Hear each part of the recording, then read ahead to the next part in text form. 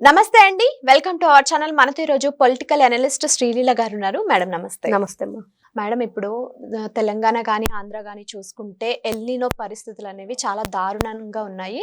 దీనివల్ల రైతులు చాలా నష్టపోతున్నారు. అంటే వర్షాలు సరిగా పడక ఈ పరిస్థితి వల్ల పవన్ కళ్యాణ్ గారు ఒక పథకం తీసుకొచ్చారు, అమర్జీవి జలధార అనే పథకం తీసుకొచ్చారు. ఇది ఎక్కడ తీసుకొచ్చారు, అలాగే దీనివల్ల రైతులకు కానీ ఎలాంటి ప్రయోజనాలు ఉంటాయంటారు? సాగునీటికి కానీ ఇక్కడ తాగునీరు సాగునీరు రెండింటికి కూడా మరి ఉపయోగకరంగా ఉండాలి. ముఖ్యంగా మీకు సాగునీరు అంటారా, ఇప్పుడు వరేసామనుకోండి, అది ఓన్లీ వాటర్తోనే పండే పంట. కాబట్టి ఇప్పుడున్న పరిస్థితులకి వరి వేయొద్దనే సూచనలే వస్తున్నాయి ప్రభుత్వం నుంచి. వేసి మళ్ళీ ఇబ్బంది పడి మళ్ళీ ఆ పంట నష్టం మళ్ళీ ప్రభుత్వం మీద పడి ఇదంతా ఇబ్బంది. కాబట్టి మీరు వర్షాధార పంటలు కాకుండా తక్కువ నీరుతో పంటలు పండే వాటిని కూరగాయలు, ఆకుకూరలు ఇట్లాంటివన్నీ కూడా వేసుకోమని సూచనలు రెండు తెలుగు రాష్ట్రాలకి రైతులకి సూచనలు వస్తున్నాయి. మరి ఇంకా తాగునీరు అంటే అది ఇంకా తప్పదు ఎవరికి. మన అవసరాలు ప్రతి ఒక్కదానికి నీళ్లు కావాలి. నీరు జీవనాధారం మనిషికి. అలాంటి నీటి ఎద్దడి ఆంధ్ర రాష్ట్రంలో ఎక్కువగా ఉన్న ప్రాంతాలు ప్రకాశం, పల్నాడు. ఆ రాతి నేల ప్రభావం కానివ్వండి, అక్కడ వాటర్ సరిగ్గా సాల్ట్ వాటర్ వస్తుంది ప్రకాశం జిల్లాలో కొన్ని చోట్ల, గ్రౌండ్ వాటర్. ఇట్లా దీన్ని ఈ జలధార, ఈ అమృత జలధార ఏదైతే ఉందో దీనిలో పవన్ కళ్యాణ్ గారు దాదాపుగా 1290 కోట్ల రూపాయల ఏదైతే దీనికి పెట్టుబడి పెట్టడం కానీ, మరి దానివల్ల ఈ పల్లెలో ఉన్న ప్రజలకి ఆ ప్రాంతంలో ప్రకాశం జిల్లా కానీ అటు పల్నాడు కానీ వాళ్ళకి నీటి ఎద్దడి లేకుండా, ఎప్పుడైతే వీళ్ళు ఇన్ని నెలల్లోగా ఈ సంవత్సరానికల్లా మనం ఈ పనులు పూర్తి చేయాలనుకుంటున్నామో అప్పటికల్లా పూర్తి చేసే విధంగా అక్కడున్న ఆ కార్యక్రమం ఎవరైతే అధికారులు చూసుకుంటున్నారో వాళ్ళతో మాట్లాడటం, ఆ సమీక్ష జరపటం, త్వరగా ఆ పనులు పూర్తి అయ్యేలాగా ప్రజలకు ఎటువంటి ఇబ్బంది లేకుండా. గతంలో చూస్తే ఇప్పటికి కూడా మనం చూస్తున్నాం తెలంగాణలో వాటర్ ట్యాంకులు, చాలా అపార్ట్మెంట్ల దగ్గరికి వాటర్ ట్యాంకులతో వాటర్ తెచ్చుకునే పరిస్థితి.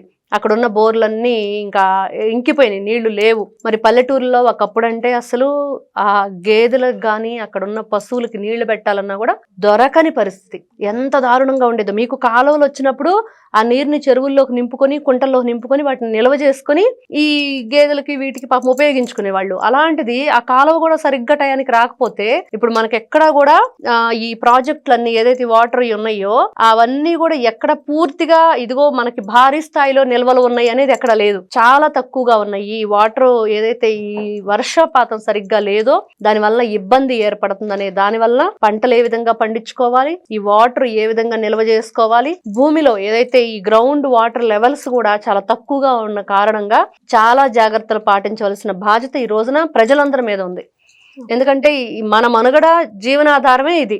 ఆ వాటర్, నీరు, గాలి, నిప్పు ఇవన్నీ కూడా మెయిన్. ఈ పంచభూతాలు అనేవి లేకపోతే మన మనిషి జీవ లేదు.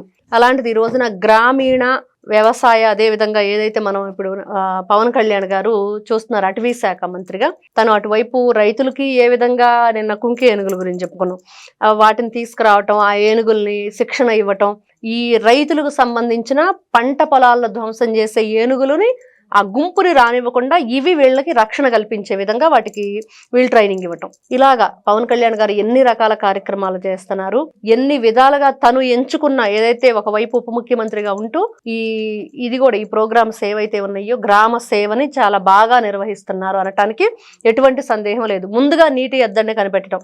ఎందుకంటే మనం ఎప్పుడు చెప్పుకుంటాం నారా చంద్రబాబు నాయుడు గారు విజనరీ లీడర్. ఆయన ముందుగా ఏదైనా కనిపెట్టేస్తారు. ఇదిగో రాబోయే రోజుల్లో ఇలా ఉండిద్ది, దానికి తగ్గట్టుగా మనం ముందస్తు చర్యలు ఎలా తీసుకోవాలి, పిల్లల్ని ఎంత అభివృద్ధి వైపు నడిపించాలి అనే విధంగా ఈ రోజున వీళ్ళందరూ కలిసి, పవన్ కళ్యాణ్ గారు, నారా లోకేష్ గారు, చంద్రబాబు నాయుడు గారు అందరూ కలిసి ఎంత గొప్పగా 2047 ఒక స్వర్ణాంధ్రప్రదేశ్ను తీర్చిదిద్దాలంటే ఇప్పటి నుంచి ఆ ప్రణాళిక రచన అనేది ఏ విధంగా జరుగుతుందంటే, ఇదిగో గ్రామ స్థాయిలో ఉన్న వ్యక్తులు కూడా ఎవరు నీరు కూడా ఎక్కడ ఇబ్బంది లేకుండా త్రాగునీరు అనేది ఒక గొప్ప ఏదైతే ఒక కార్యక్రమం జరుపుతున్నారో దీని ద్వారా మనకు అర్థమవుతుంది.